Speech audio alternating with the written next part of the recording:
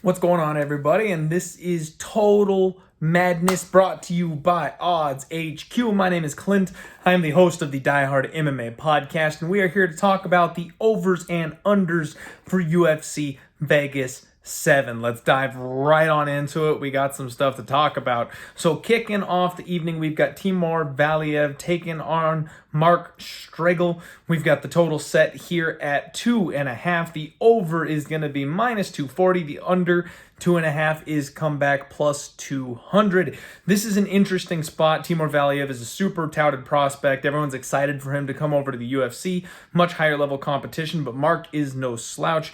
I've got to kind of agree with this one going to the cards. I think Mark will be tough enough to stick in there. Now, both guys are dangerous. Both guys are regional scene showouts. So I can absolutely see somebody potentially getting the finish here, especially in a small cage. So I wouldn't hate the poke on the under 2.5. But I think this one's headed to the judges' scorecard. So unfortunately, the first total for the evening is just going to be a pass, in my opinion. Next fight of the night, we've got Carlton Minus taking on Matthew Simselsberger. Have no idea how to say that last name. I apologize.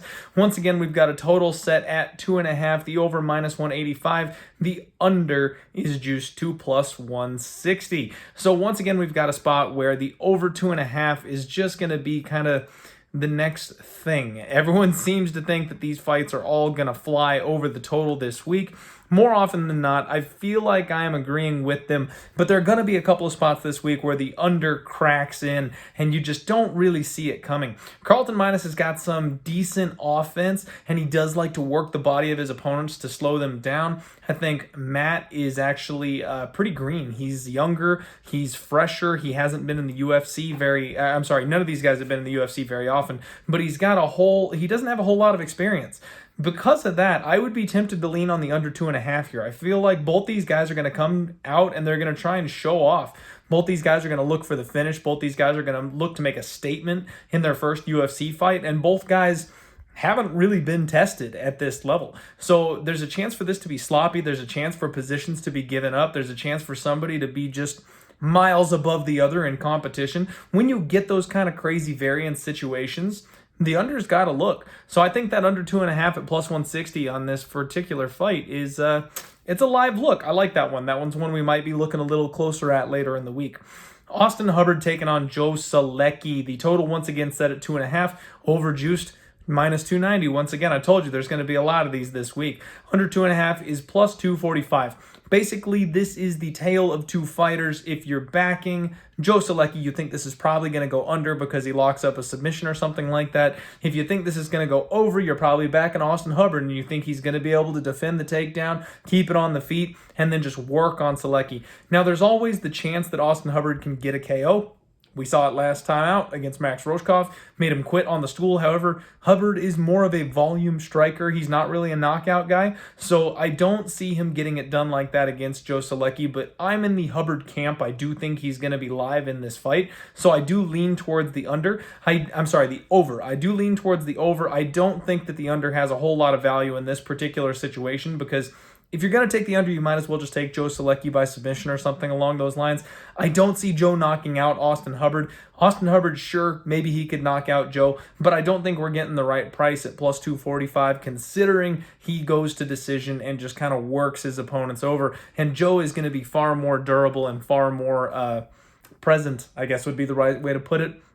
More so than Max Roshkov was. He's got a full training camp coming in here. He should be good to go unless we see something where he comes in, off a COVID type of situation where he's got a spare tire on his front at the weigh-ins. So that's the kind of read you're going to have to make a little later in the week and maybe pivot, but I would say over at this point.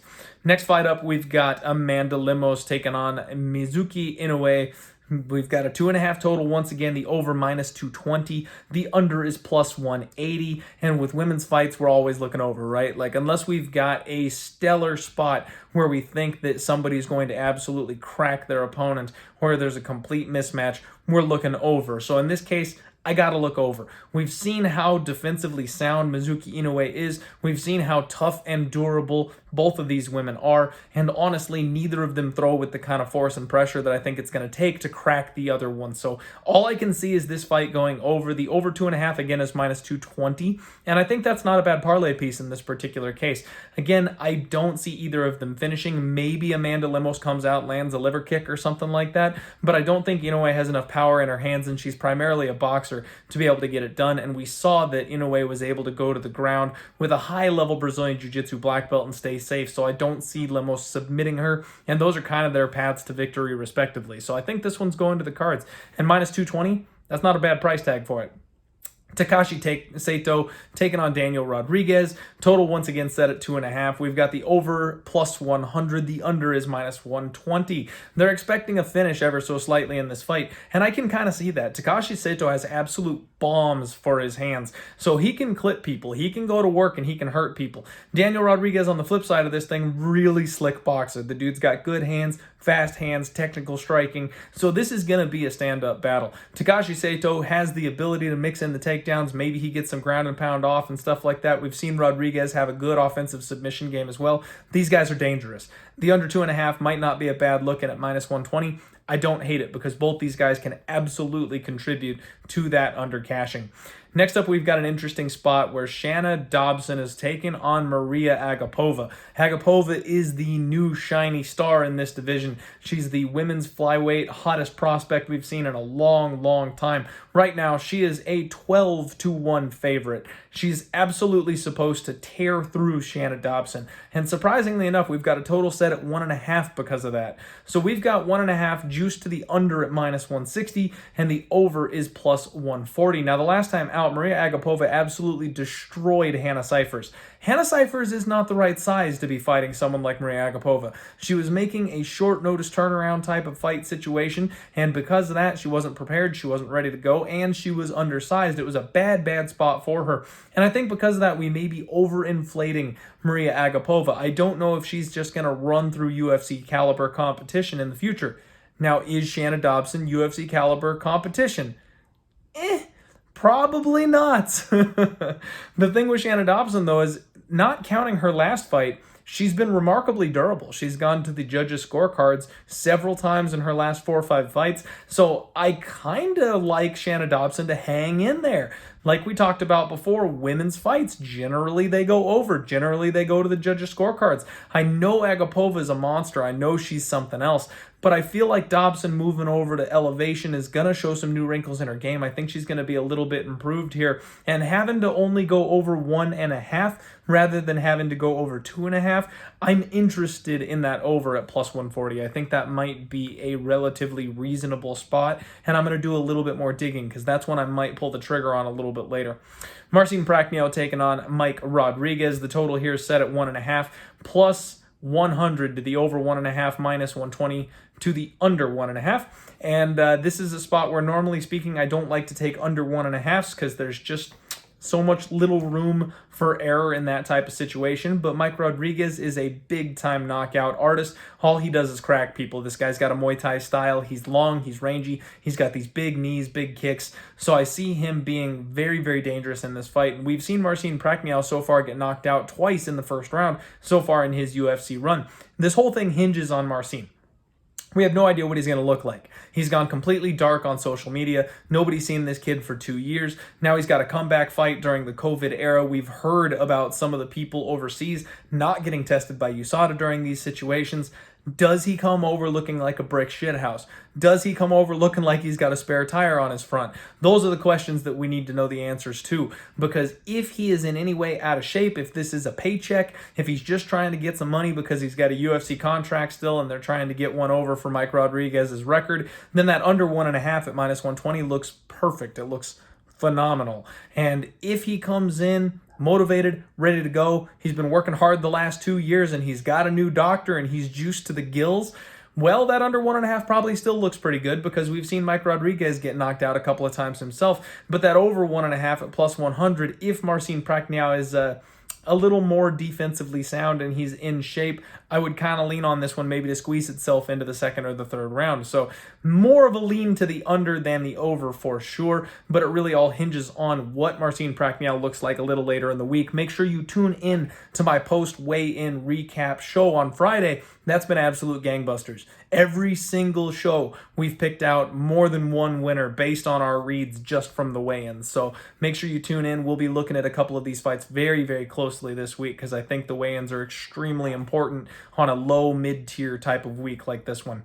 Ovince Preux taking on Alonzo Menifield. This one we've got a total set at 1.5, and the over is -120. The under is +100. Now Alonzo Menifield, he's taken this fight on like a week and a half notice. It has not been that long, but based on his photos on his social media, he's been in camp. He's been training. He's staying ready. He knew an opportunity would be coming, and so I don't think he's going to be out of shape. He also looks like he's slimmed down just a little bit. I know that's hard to say because he's an absolute tank of a human being. He's a brick shithouse. So slimming down for him is not something that most people won't agree with me when they look at the pictures and say that he is slimmed down. But I think he's been working on his cardio. We saw that was his problem in his last fight out, and I think he's going to be working to improve that. He's taken on the aging OSP. He's going to be at a size disadvantage, and we know OSP is super dangerous on the ground, especially if he gets on top of you. But we saw Menifield stuff Devin Clark, who's a decently high caliber wrestler, and he stuffed him 9 out of 10 times. So I don't know if OSP is going to be able to get that takedown, but if he does, the fight is probably going to be over for Alonzo Menifield. We've seen OSP get cracked before. The way Alonzo Menifield hits, he basically kills everybody with every single punch. So the under 1.5 probably makes the most sense here in this fight. They've got +100 on that, so getting even money for someone to go to sleep in the first round in this kind of a fight, I don't hate it. And I don't trust either of these guys' gas tanks. So that over 1.5, I wouldn't like it one bit because there could be a beginning of the second round type of finish situation. One guy's getting tired, the other guy's got a little gas left in the tank, and this thing ends in the second round early rather than ending late in the first. I can absolutely see that. So lean to the under 1.5 there. Pedro Munhoz taking on Frankie Edgar. We've got one of those interesting spots here where they're not quite sure where to set the total. We've got 3.5 for this one. Usually for these 5-round main eventers, they give us 1.5, 2.5, and then 4.5. They stuck this one right straight in the middle, which is a little bit odd. So getting a look at the 3.5 here, we've got +105 over 3.5, and then under 3.5 is -125. So obviously they're juiced to the under. They're saying that Pedro Munhoz is more than likely going to knock out Frankie Edgar, and he's going to do it within 3 rounds. Now remember, 3.5 means we've got 2 minutes and 30 seconds of the 4th round to contend with. So at +105, you're saying that this is going to get most of the way through round 4 and then possibly go to round 5. Frankie Edgar just went 5 rounds with Max freaking Holloway, who he had a significant size disadvantage against, and he made it all 25 minutes with Max. Now, Max is not the kind of power striker that Pedro Munhoz is, so keep that in mind. Little grain of salt there. Honestly, this one I'm kind of struggling with. I think Frankie Edgar has enough gas in the tank here for one last run, especially now that he's going to be at bantamweight. It's the fighting class that he should have been at all along, and he looks great. Honestly, when you take a look at him, he looks great. Now that he's taken off a little extra time, this fight got pushed back a couple of weeks. He's got that 6 or 9 months off after a bad knockout that I like to see. I'll bet you he is recovered. I know Pedro Munhoz hits hard, but Frankie Edgar's head movement and his footwork, those keep him alive in these kinds of situations. I would like to look at a 2.5. If I could get over 2.5 on this fight, I think I would take a shot at it. Now, based on where the lines are at, if you go to 2.5, you get that alternative line. You're probably going to have to pay about -140 or something like that on it. I don't mind that whatsoever. I think Frankie Edgar can suck this thing into the championship rounds, and I think that's where it gets a little hairy. My suspicion is going to be over. I'm going to go ahead and say over 3.5 on this one. Getting that +105, it sounds good to me. I think Frankie Edgar will be able to keep himself safe, and I think maybe a Munhoz by decision or Frankie Edgar by decision prop is a halfway decent way to look, because most people are expecting Frankie to get flatlined, and he's only getting flatlined by people that are significantly larger than him. This is the first opponent that he's faced in a long time that's actually his size. So I think Frankie's going to have more success than people are expecting, and especially if Frankie is the one winning this fight, he's going to be mixing in the grappling. He's going to be mixing in the wrestling. I don't see Pedro Munhoz submitting Frankie Edgar, so if Frankie can put him up against the cage or maybe even put him on his back, I think Frankie's going to have the opportunity to grind on him, slow the pace down, drag this thing late. So my lean on the main event is going to be over. That's total madness for UFC Vegas 7, folks. Make sure you click the like button here, share this video with your friends, tune in on Friday where we'll do the post-weigh-in show, and subscribe here to Odds HQ for all the best MMA and betting content on the net today. Good luck on all your action this week, everybody. Let's roll.